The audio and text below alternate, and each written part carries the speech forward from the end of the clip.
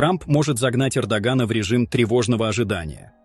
Турция обратилась с призывом к США вывести свои войска из Сирии и перестать поддерживать курдов, пишет Bloomberg. Анкара считает их террористами и угрозой своему единству. Взамен Турция готова сама бороться с группировкой «Исламское государство». По данным агентства, Вашингтон пока не отреагировал на предложение Анкары. А кто должен был реагировать, уходящая в историю администрация Джо Байдена или еще не вступившая во власть команда Дональда Трампа? По всем признакам, Турция проводит оперативные информационные мероприятия зондирующего свойства. Прежде всего, это может быть реакцией на встречу в Тегеране глав МИД Ирана и Сирии Аббаса Аракчи и Бассама Ас-Саббага, на которой обсуждались региональные события и вопросы улучшения отношений между двумя странами. При этом было заявлено, что стороны поддерживают развитие отношений между Турцией и Сирией в рамках уважения территориальной целостности и суверенитета двух стран. И подчеркивалось, что Израиль пытается перенести войну, начатую в Газе, в Ливан и Сирию. То есть это то, о чем ранее предупреждал президент Турции Реджеп Таyyip Эрдоган. В свою очередь Саббаг заявил, что США и Израиль предпринимают шаги по изменению границ в регионе. Во-вторых, Анкара обеспокоена составом новой администрации Трампа, особенно возможностью назначения госсекретарем Марко Рубио. Он считается одним из ястребов во второй администрации Трампа, который всегда активно следил за ситуацией в Турции.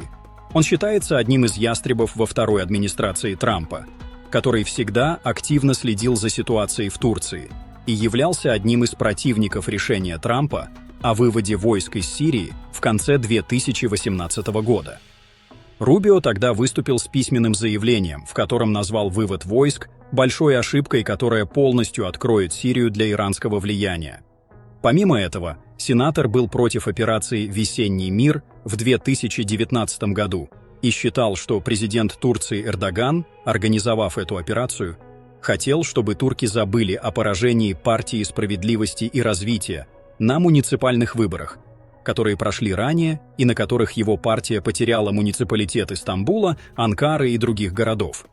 Он также сыграл активную роль в применении санкций против Анкары на фоне покупки ею российских ракет С-400 и был одним из старейшин, проголосовавших в 2019 году за резолюцию, которая признала массовые убийства армян османами в 1915 году геноцидом. Поэтому телеканал CNN Turk считает, что Рубио будет поджигать Турцию. В то же время крайне правые силы в Израиле не проявляют осторожности и раскрывают свои планы и проекты, затрагивающие почти все страны региона, призывая создавать так называемый альянс меньшинств в регионе, на который Израиль может рассчитывать в борьбе со своими врагами от Восточного Средиземноморья до берегов Каспийского моря. Они предлагают начать с друзов Сирии и Ливана, а не заканчивать курдами Сирии, Ирака, Турции и Ирана, разыгрывая карту ингредиентов, которая сделает Израиль крупнейшим и сильнейшим меньшинством на Ближнем Востоке. Поэтому можно предположить, что Турция в большей степени, чем другие целевые страны, является первым звеном в стратегии систематического и организованного разрушения структуры этих сообществ. Но неясно, отреагирует ли кто-нибудь на призывы Анкары и долго ли она будет находиться в режиме ожидания событий. На этом фоне глава МИД Турции Хакан Фидан сделал заявление. «Мир на Южном Кавказе сегодня ближе, чем когда-либо», заявил министр иностранных дел Турции Хакан Фидан во время выступления в Великом национальном собрании Турции. Он призвал Азербайджан и Армению не упустить эту историческую возможность. «Мы приветствуем выбор Армении в пользу мира и стабильности и призываем обе страны не упустить эту историческую возможность», сказал Фидан, подчеркнув тесные отношения с Азербайджаном.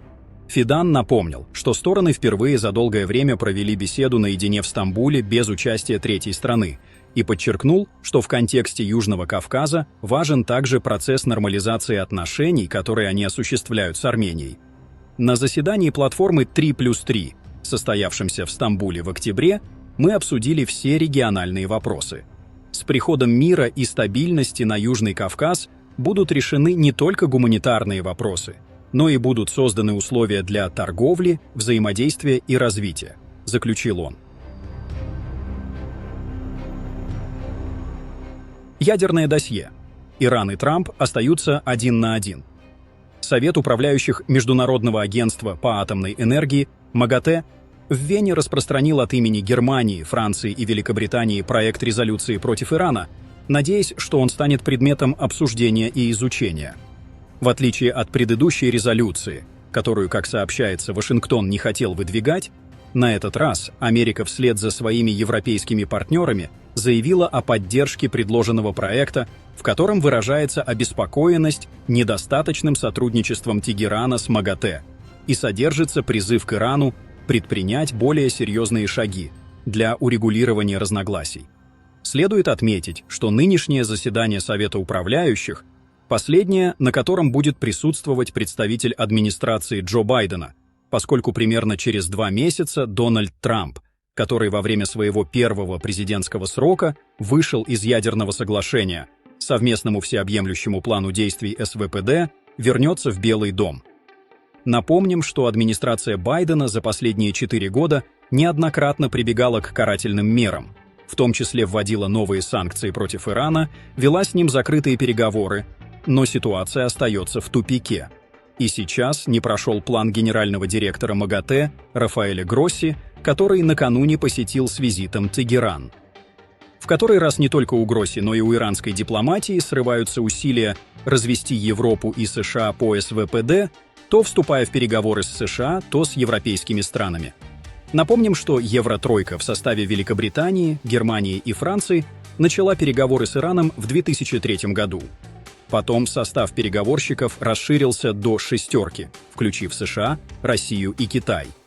Но европейская дипломатия только изредка вела свою игру с Ираном и почти всегда оказывалась в фарватере политики США. И почти всегда МАГАТЭ оказывалась где-то посередине, все время модернизируя иранское ядерное досье. Так было и на сей раз. Согласно одному из 2 ежеквартальных докладов, с которыми ознакомилось агентство Reuters, переговоры о том, что Иран не будет увеличивать свои запасы урана, обогащенного до 60% урана-235, прошли успешно. Гросси заявил, что он выступил в роли посредника, но Великобритания, Франция, Германия ответили, что это было обусловлено их отказом от продвижения резолюции, осуждающей Иран. Говоря иначе, они не дали положительной оценки визиту Гросси в Иран, даже несмотря на то, что он проинспектировал там некоторые ядерные объекты. Но дело не только в этом. По мнению экспертов, европейские страны связывают иранскую ядерную программу с военным сотрудничеством Тегерана с Москвой. Не случайно именно тогда, когда началось заседание Совета управляющих МАГАТЭ, ЕС и Великобритания ввели санкции против иранской судоходной компании, а месяц назад были введены санкции против иранской авиакомпании. До введения этих санкций Иран предупреждал, что отреагирует соответствующим образом на любые неуместные действия, направленные против его интересов. Таким образом, в очередной раз упущена возможность способствовать деэскалации в регионе. Что дальше? Для уходящей в историю администрации президента США Джо Байдена было бы огромным достижением выйти из тупика по иранскому ядерному досье путем достижения нового соглашения на фоне войны в Украине и войны Израиля в Газе. Вот почему профессор международных отношений Тегеранского университета Мохсен Джалилунд заявлял, что США и Иран решают не только ядерное уравнение, но и вводят в него множество новых неизвестных. Причем эти шаги предпринимались после того, когда между США и странами Европы произошло разделение по вопросу противостояния Ирану даже через определенную дискредитацию МАГАТЭ. Это наводило на мысль, что, как предполагала газета The New York Times, Иран и США были близки к заключению соглашения, которое могло иметь неформальный характер. Не получилось.